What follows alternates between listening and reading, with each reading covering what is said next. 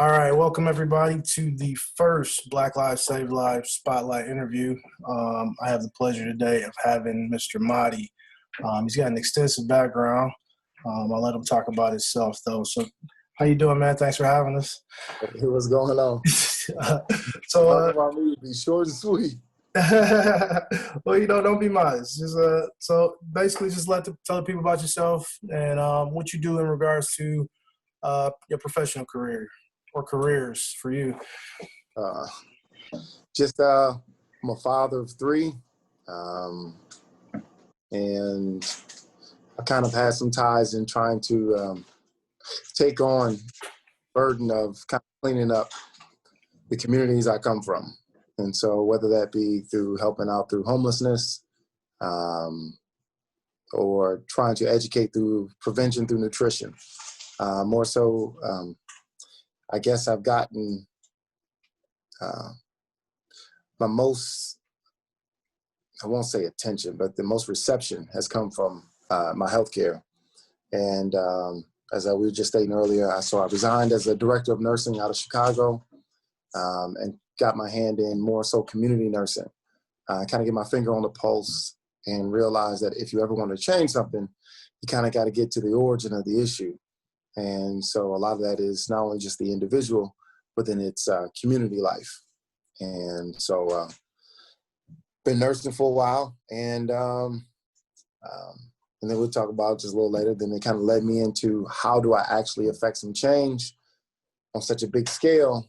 And part of that was the actual water, and which is an alkaline water that took about 3 years of thinking about and pulling the trigger on.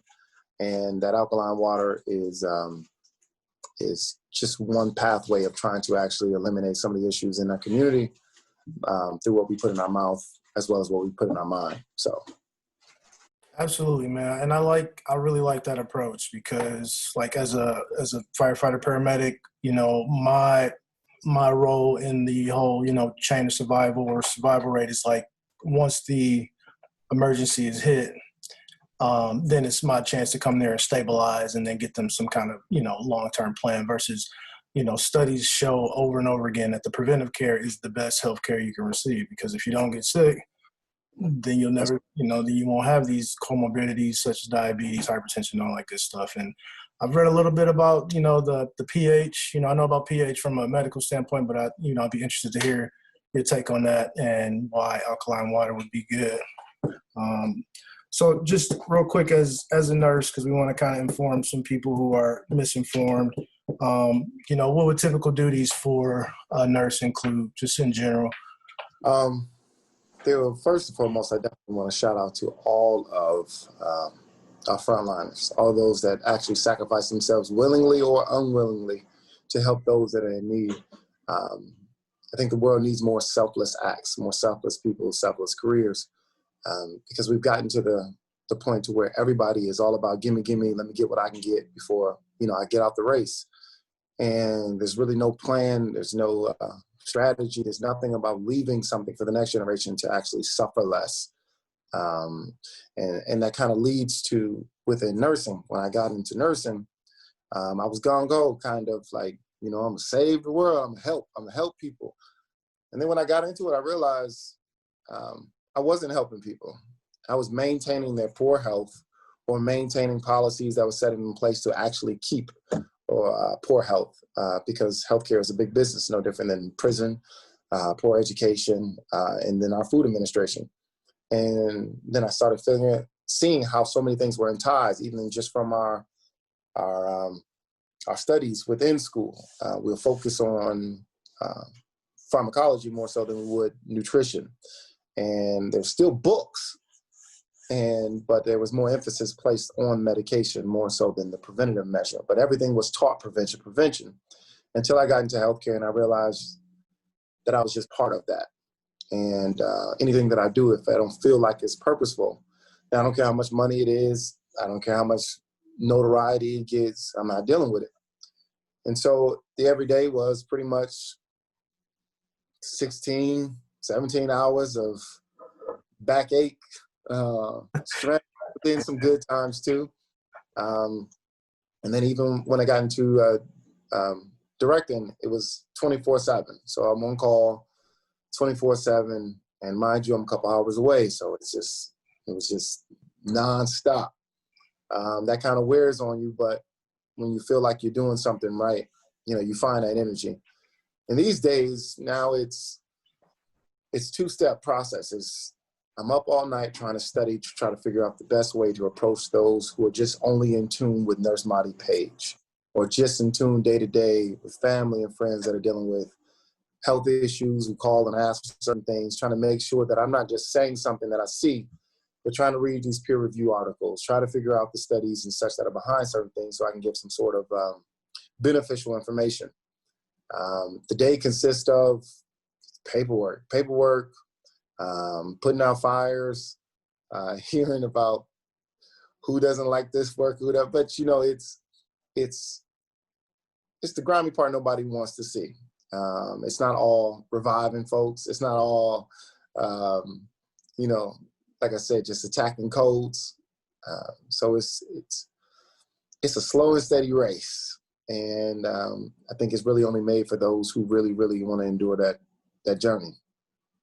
Dude, for sure. Yeah, I would say, just from my perspective, nursing in general it's a tireless, it's a thankless job. And, I always say that the nurses are pretty much the glue that keeps the EDs, the surgical rooms, all that together, because they kind of are the buffers between the doctors and their theoretics and their conventionalisms and their kind of godlike presence sometimes, and then like the aides that you kind of bring that together. And then you guys also, I would say, in my opinion, have like the best bedside manner in regards to relating to the people. But so just real quick, what kind of training do you need to be a nurse? How long you got to go to school? What kind of school you got to go to? Well, schooling is I don't know if they're making some sort of changes or kind of speeding up things with the shortage in healthcare workers. So I believe that you can get like there's an LPN. Well, you can start off as CNA. I instruct the CNAs anywhere from 4 to 8 weeks. Anything less than 8 weeks, I'm not going to knock it. There's so much that needs to be taught. Those rush courses really don't prepare them adequately for what they need to get into. So I was teaching 8-week courses. Then there's, I think, diplomas. You can get, I believe you can get like an associate's in nursing, like an LPN. Then there's the RN, which is, I think it's like 2 years of studies and then 2 years of clinicals. And then you can go up from there. So there's masters, there's bridge courses that goes from a couple years. Like you can get your master's probably in like 5 years, or 4.5, 5 years. Just depends on how much you want to grind. When I went to school, I did 21 to 23 credits a semester. So I just, I wanted to do it. I was old again, so I didn't want to sit in class. That's like double time at that point. It was exactly how it felt, and work. I worked the whole way through. Then I had my little shorties, but I'm happy to have found this. Like, this is probably one of the most meaningful paths that I think I've taken, and so I wouldn't change it for anything.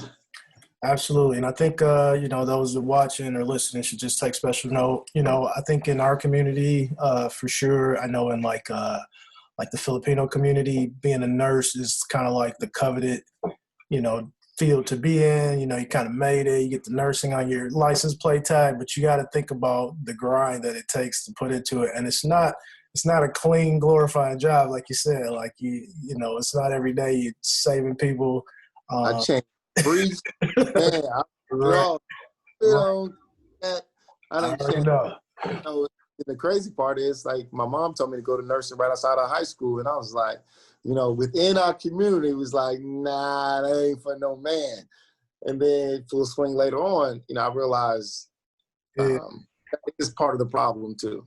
That is part of the problem. That's why I felt like it was super important for me to stay who I was in the field. And I was happy to be who I was, have come into who I was before I actually got into nursing, because then I wasn't changed, I wasn't swayed, I wasn't discouraged, as people made several attempts. I was in a class with almost all my classes were predominantly Caucasian females. And I had Caucasian female instructors. And a couple of times I hear them say something like, maybe you should just take a semester off, maybe take it to, like, I'll be thinking, like, you tell all the rest of these people that. Right. So that made me go harder. But, I didn't care about what's the way somebody looked at me in front of the class asking questions. It's different now. I'm paying for school. I'm going to ask every single question. So no, I'm going to sit in front of every class, and I don't care who's behind me, who's talking. I was focused on it. And I'm glad that I did, because, it was a sense of accomplishment for something that was way bigger than myself. And so, I wouldn't change it. I wouldn't change for anything. I sure wouldn't. That's a great caveat. So, absolutely, school hits a little bit different when you know where that money's coming from. You take it a little more serious. You think about the dollars going out the window if you fail or withdraw from that class. But also, I want people to know that getting that nursing degree, there's so many avenues you can take with that. Like, you talked about how you started in patient care and then you kind of moved to the director role. I see like clinic managers, a lot of educational roles. You said you teach CNAs. That's a really big field that I see a lot of nurses get into. So just something for other people to think about out there. But I wanted to talk about the representation. So you kind of like a unicorn because you're like a male nurse, so you're Merce and you're Black. So talk about the underrepresentation in the field and how important it is. A full beard in a park, and I never changed that from courtroom to I don't care how they felt about if it was intimidating or not. Because I think it's very, very important, and I've realized how important it's become because I see how people look at me when I come, not only in the room, when I'm dealing with bedside, but then when I became an instructor or when I worked in management. I realized not only was I standing out in class, I stood out in management, I stood out amongst instructors, and I stand out now because I tell people, I say, I don't say I'm like the hoodest nurse that you're gonna find, but I think I'm very relatable when it comes to those who I definitely feel need the most assistance. And it's funny when I see a lot of young males, they're like, "What, you a doctor?" And I'm like, "No, a nurse." They're like, "You're a nurse?" And then so it lets me know that even it didn't change from like when my mom told me to be a nurse, and I was like, "Man, nah." The same stereotypical things come with it now, and so I think it's very, very important too. Is when we come to the way we see nursing is a female Caucasian occupation, and I wanted to change that, especially for those who actually need care. I don't think that they see us. And just if I'm being direct, Black folks don't see Black folks as coming to save them. They just don't. They're always looking and waiting for Superman to come down, but the Superman is not Black. And so I feel like it's obligatory for myself to definitely make sure that I wear some of that burden. I carry some of that responsibility. And a lot of that has to do with how I look, how I speak, how I act, how I move, the social circles that I've actually come from to the ones I'm moving to, and then how I glue all that together. And so that in itself is like a full-time job also. When you make a mistake as a nurse, Black nurse, and everybody's like, I expect that. Or, they ride on it a little harder, especially when you want to be visible. I say, nurse might do this. Oh, man, they can't wait to debunk me. I get this inbox, threaten my license. It's something all the time. But I'm not worried about it. Yeah. Well, tell me, like, in general, like how, because I feel a certain way about, me responding to calls and, showing up as sometimes the only Black person in a, predominantly Black neighborhood or Black apartment for calls. Tell me about that experience and how you feel like you've like positively changed the outcome of some of these cases, because I think that's what this kind of all ties into. It's like you said, it's like we're trying to change the point of view from two different point of views. First, from like that patient in regards to like you see us and you have to respect us as professionals, know that we ain't on no bull, know we came to absolutely genuinely help you.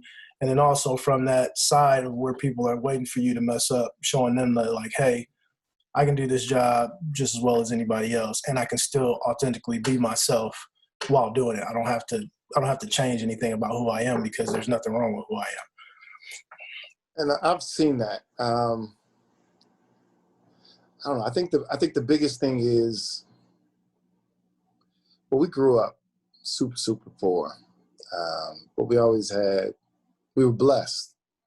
And then, as we take our own individual paths, I probably have had some of a lot of the folks that I may or may not encounter. So sometimes I already know what they think or what they feel before I even get in there. It's like, oh, I come on this, or this Uncle Tom, or all this, or whatever the case may be. Or somebody see me and they be like, you the nurse, like, you sure you ain't the help or something like that. And then on the flip side, sometimes I come in there and people are like, you're not the nurse, you the doctor. You the doctor. The way you come in here, you own the situation, you got to be the doctor. The way they listen. And I said, well, I carry myself in a certain degree, especially these days, no different than in the workplace than I do like around my children. I mean what I say what I mean, I do what's right, and I don't really care who has a problem with it. And so it's worked so far. It has. So I think the reception is I'd say I get more positive reception now than I do negative. And for that, I appreciate it, and it lets me know that I'm still on the right path. And so, I've gone into rooms to where, scratch that.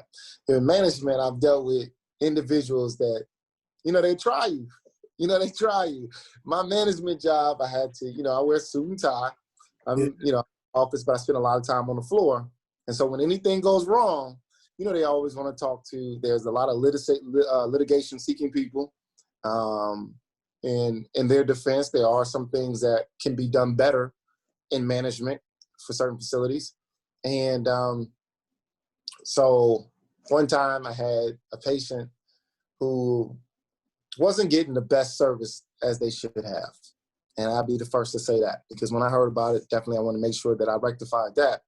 But at the same time, how we feel like we will treat an individual that looks like them opposed to somebody else, it was in full effect. I seen it was a Caucasian male nurse who I think the family assumed that they were the doctor.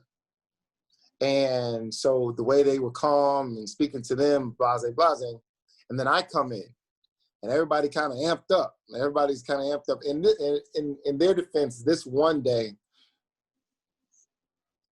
I had to take off my shirt. And so I had like a t-shirt and dress pants. And like, I was really like, I was in the grind that day. It was cold after cold. I was just, I said, man, forget this shirt and this tie, hung it up in my office. And so when I came in, the way they approached me and treated me, and I was coming in to put out the fire and really, address what the issue was. They gave the time was my employee. They gave him way more respect than they gave me. And all I came to do is ask, what was wrong? How can I make it better? Oh, what you can do is you can get this, then later on when they found, I said, you know what? I said, I understand that everybody's upset. Why don't you go ahead and just come to my office and we talking. And when they realized that I was in a position to actually do something and I was trying to help, then everything kind of changed. And he's like, that's what we need. We need more of us in leadership. And I'm looking like, kill me, and so it's here and there. A lot of times a lot of us get in positions to where we get out of the circumstances we're in and then we don't reach back. Like I said, it's been about a gimme game, about what I can get, who I can get out, and then we kind of forget that there are a lot of other people suffering and in need. And so I think one of the things that makes it people receptive is because I'm not going anywhere. I'm not going anywhere. I'm here to help until I get burnt out. But I'm here. I got some fight in me every day. And until I feel like I get burnt out, I'm just trying to find different avenues to have people understand how important not only their physical health, their mental health is for the collective, because the community is suffering from each individual. So. Absolutely, man. I think that's kind of the problem with the nation as a whole right now, especially with this pandemic. It's just, it's really exposing the selfishness nature of us. And it's kind of sad to see, because you think about the human nature of like selflessness and for the greater good and helping those who can't help themselves. And it's just kind of non-existent. So it's good to have people out there like you. And, it starts on a person to person basis, and it expands from there. No doubt. So we can wrap it up to nurses. I want to talk about your company you started, BKlear Alkaline water. Yeah, BKlear.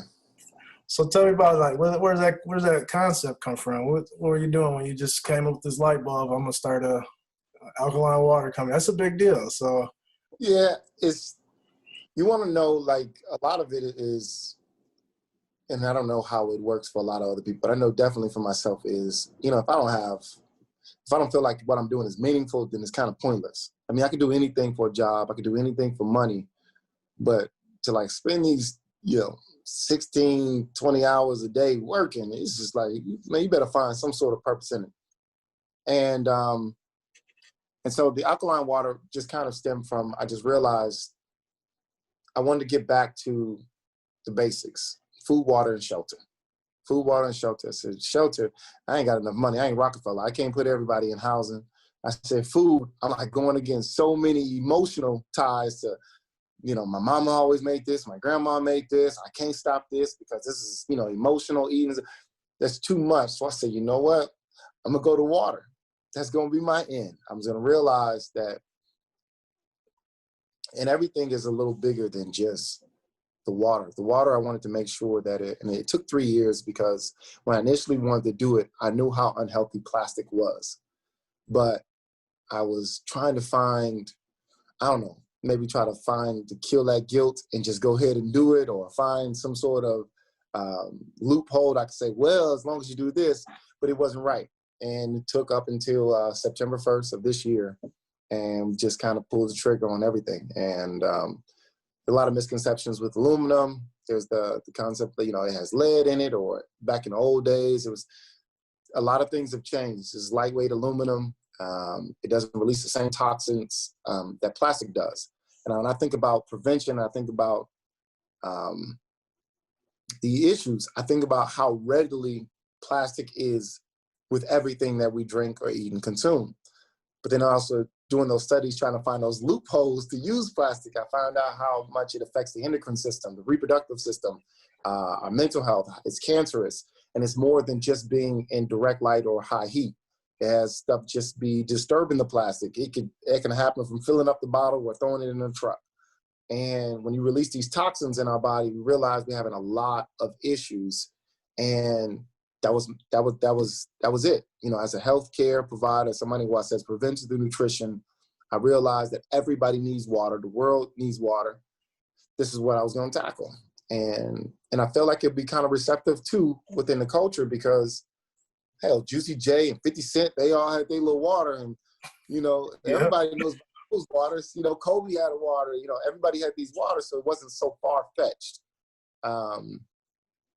A lot of little people were surprised, but the water was to be 2 steps. It was to actually deal with the physical health and produce something that was was healthier than what's out here, as well as, I guess 3-part, to make it seem like there aren't avenues that we can't touch, especially everyday people. And then the last but not least was, I was hoping that if I can, even with prevention through nutrition, through Nurse Mahdi, through the water, was if I can get individuals to stop and focus on what they put in their bodies, then maybe that will carry over into how we actually interact with one another. A lot of us, it's easier for us to hurt people because we think it's weak to hurt ourselves. And there's a lot of self-hate in our community. Hurt people. Yeah. Yeah. And yeah, but you know, it's like suicide, that's so taboo, but homicide, you real, you know, and a lot of that is because we hate what looks like us. But the truth is we're hating ourselves, and we know that because every day we consume things that we know are not good, and they poison us and they're killing our bodies. We know that. And so with that slow suicide and looking at CDC, and they were saying like the greatest cause for a Black male to die was, you know, by 34 was homicide. And then after that was pretty much suicide. And that is heart disease, stress, these things that we actually have control over that we continue to indulge in. And so for that, I said, that's what the water is going to do. This is what nutrition, prevention of nutrition, is not to change everybody's diet, but it's to stop slow enough to read those ingredients on the back and say, you know, I don't even know what that is. Let me leave it alone. And I find people that do that. And if I can get people to just have that much investment or care in themselves, maybe that'll spill over how we interact with one another. So everything kind of ties with one another. And I don't know, you know, I pulled the trigger on it and the reception has been crazy. Like people, the children love it. That's the crazy thing. I was like, man, I ride with it. If the children say they love it, I don't even care what grown folks say. Because children, they about as honest as you can get. They tell you something nasty if your breath stank. But when they said that the water was it and they like it or they prefer it, you know, I don't know. That was that right there was a reward in itself. So I don't care if it doesn't. It's gonna be worldwide. Let me just go ahead and slow that up. I believe it. I believe it. I feel it. I feel it. And like I said, just in 3 months now, it's like it's hard for me to hold on to the reins and try to keep control of the situation. So I've been kind of, you know, slowing back a little bit, not pushing it out, trying to meet with individuals that actually can get it to, you know, the national level. But when I do it, I want to make sure that everything's in place to be done right so that I don't lose it. And I think that's very, very important for not only for people to see a Black water, see a Black man in healthcare, see the Black man in the community that actually is giving.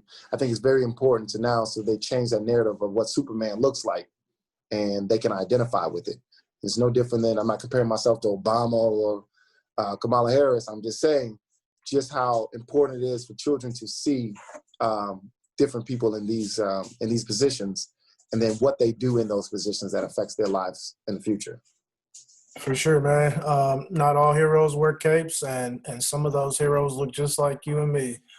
Do-rag. Yeah, do-rags and twists, beards, all that. Yeah, capers, waves.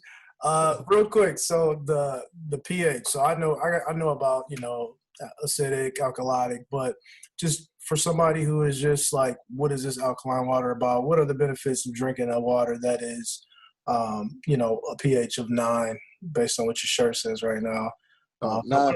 We don't have to go into the acid-base balance because that was a hard part of school. Wait. Kind of simple. On a scale from 0 to 14, 7 being the medium, well, 7.35 to 7.45 is the medium. That's what we call homeostasis. What regulates our body, our blood, the oxygen to our brain, the nutrients through our, through our blood. Anything less than 7.35, even 7.35 and below, it tends to be more acidic. And if your body is acidic, it produces mucus. And that mucus is no different than when you say you have pneumonia. You're talking about the acidity in your body, that phlegm or fluid they call fluid in your body, that's mucus. It's no different than when you have mucus around your organs that actually cause like a ascites or a sinusitis or anything. A lot of that is the presence of mucus. When you get the head cold, that's mucus.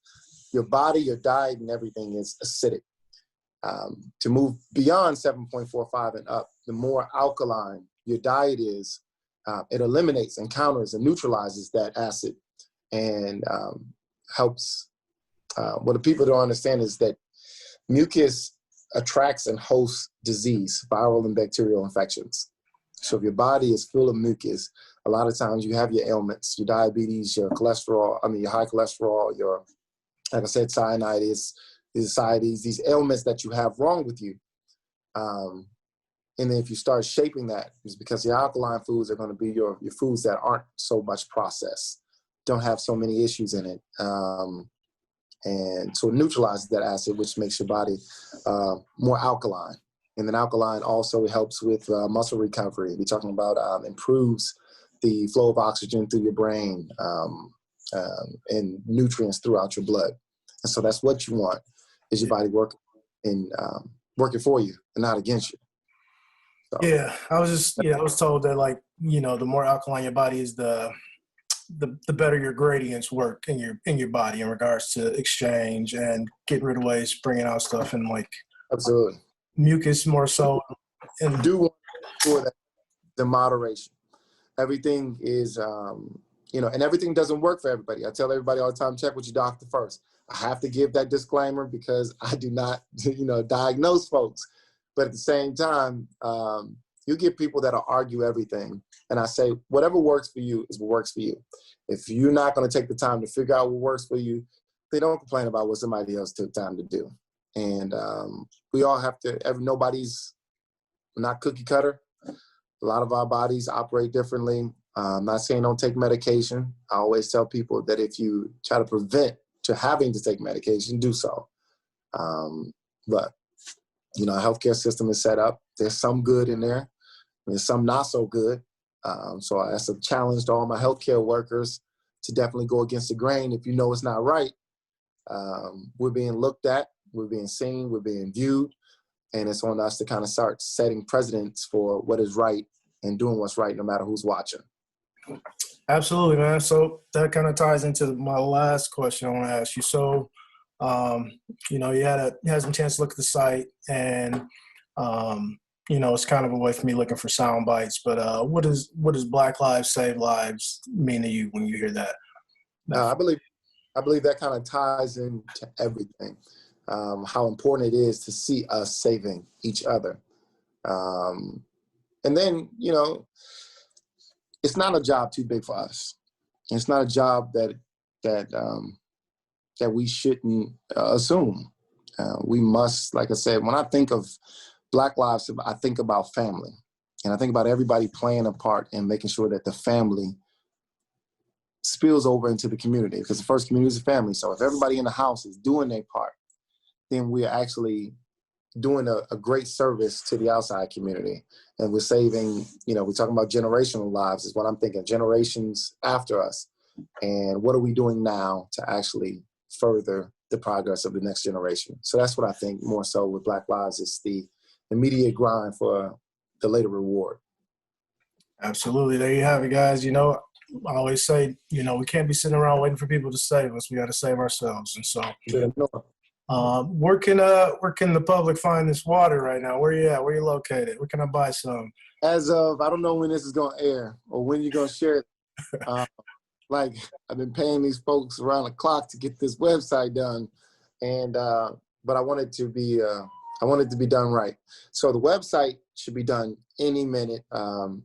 This week, it will be BKlearH2O.com. I'll just send that to you. And so when you put it at a later time, it'll be with there. And then you can get on Facebook at BKlear, Instagram, BKlearH20. And follow me on Nurse Mahdi. You go through, if you're in Milwaukee, Funky Fresh Spring Rolls. I don't know if you're familiar with them. They actually provide alternative food for people who are not actually regularly, I guess I want to say privy to on healthier eats. So they hold an alternative to fast food and such. And so they sell it there. A couple of places like Confectionately Yours, Vibes, Creative Arts, Flower Girl and Flame. There's a lot of places that do. But if you all just have any questions, just go in the inbox, shoot a message, any question, we'll go ahead and throw you. The website's up. We'll just share the website and you just order from there. All right. Well, thank you so much for your time, Mr. Mahdi. Appreciate what you do. Yeah, absolutely, man. You guys look out for that BKlear water. I truly believe that's gonna be national real soon. So it's gonna be big. And I remember I told you first. Yeah, we'll see that beard on a commercial real soon. No, I'll be trying to get out all the pictures. You don't know who's in Fiji, so I don't even want to be known. You know what? Keep it faceless. There you go. There you go. Anyway. go anywhere. Everybody to, because it's for everybody. It's not just for Black folks. It's for everybody. Yeah. I just think it's very important for young boys and girls to actually see that, you know, there's no place that we can't reach. And so, yeah. I like that. Well, Word. in closing, everybody, go ahead and educate yourselves about the nursing field. It's not just for women. It's not just for Caucasians. And look into, you know, some dietary information. Absolutely. And last thing, Go ahead. blood pressure cuff. You should always check your blood pressure every day. You should know what you're doing so you can go ahead and base your diet off of that. 2, get yourself trained in CPR. You never know who it may help in your family, your children, your loved ones, so on and so forth. That is a skill that you don't want to not have. And then if you can't read or pronounce the things on the back of your item that you're about to consume, just do away with it. Either you look it up or do away with it. And I know a lot of y'all gonna say, I ain't looking that up. So yeah, I appreciate you having me on. I wish health and wellness on everybody. Do your part, no matter how big or small the world may view it. All right. Thank you.